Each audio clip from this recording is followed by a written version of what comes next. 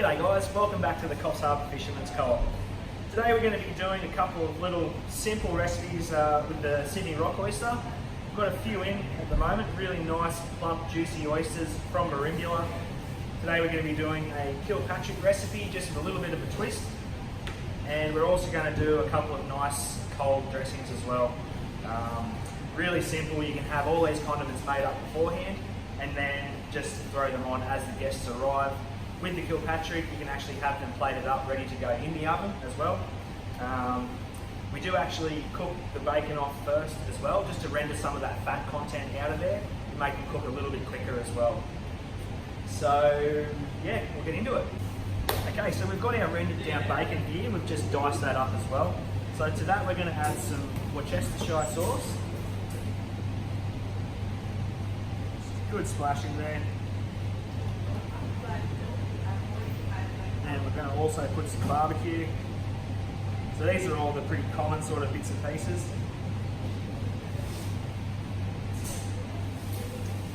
And we're also going to put a tiny bit of tomato in there, sauce. The acid in the tomato actually helps crispen these up as well. A bit of Tabasco, just for a little bit of kick. Actually make quite a large batch here too, so obviously use a little bit smaller amounts.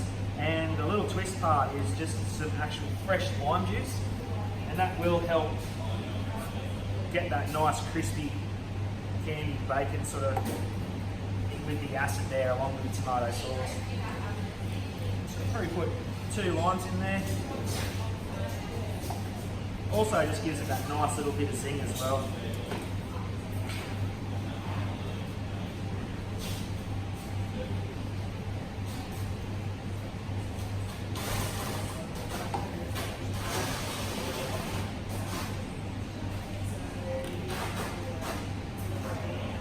So they're in there, and this is a consistency thing. So we'll get our fork and we just mix that all through just to make sure we've got the correct consistency, and then we check flavour as well.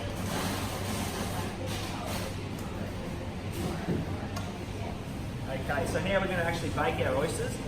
It's worth noting that some people do like to use rock salt to put in the oven. Sometimes rock salt, if you're not careful, when it reaches a high temperature, it can actually explode. I mean, not as a big explosion, but each little individual grain will blow out. So what you can do to avoid that situation is simply just a soft ring of aluminium foil, and we'll use that, and you can actually sit those oysters in there and they will hold perfectly.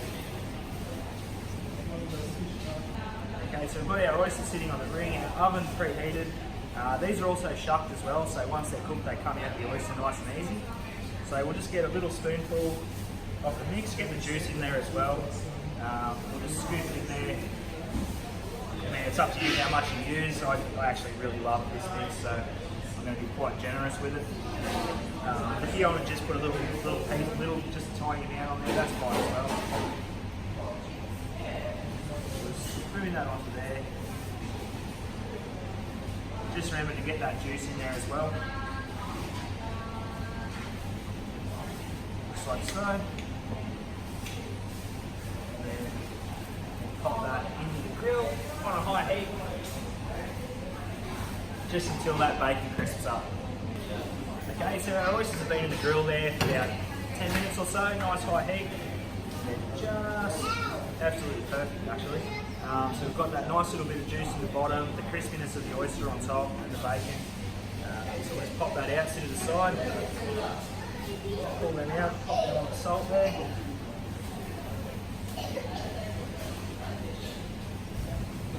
So a little bit of lime on there as well.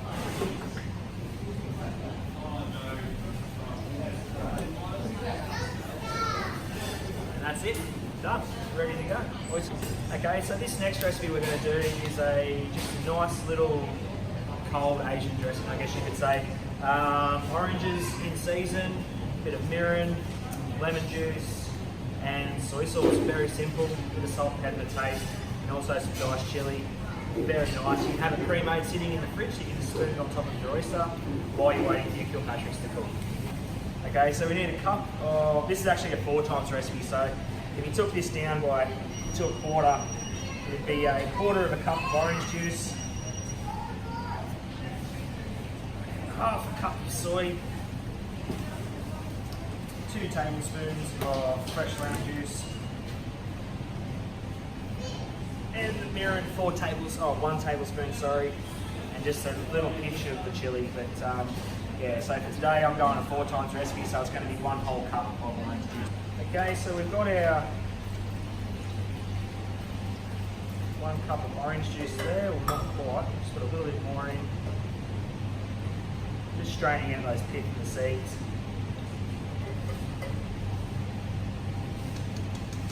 And then we'll move on to the lemon. Okay, so we need 4 tablespoons of fresh lemon juice. Okay, so we've got our 4 tablespoons of fresh lemon juice.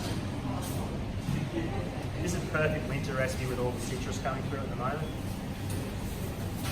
4 of those.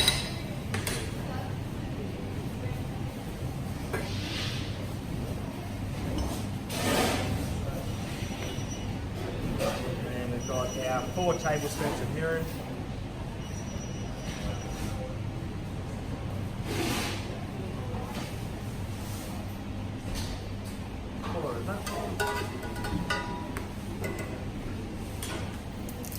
And 2 cups of soy.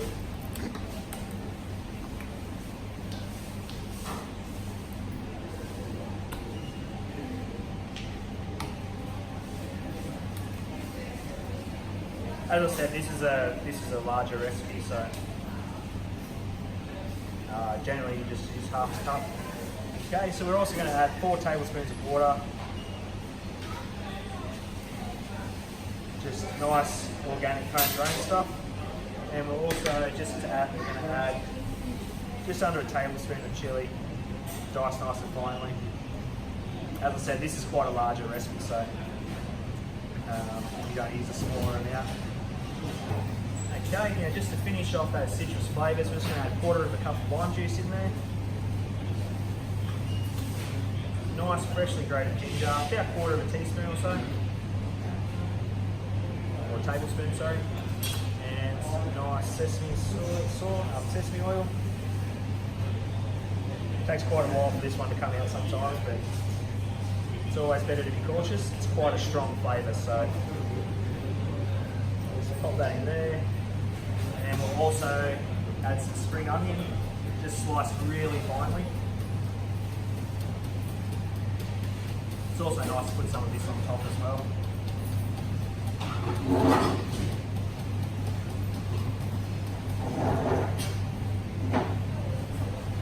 Just break that up through that there.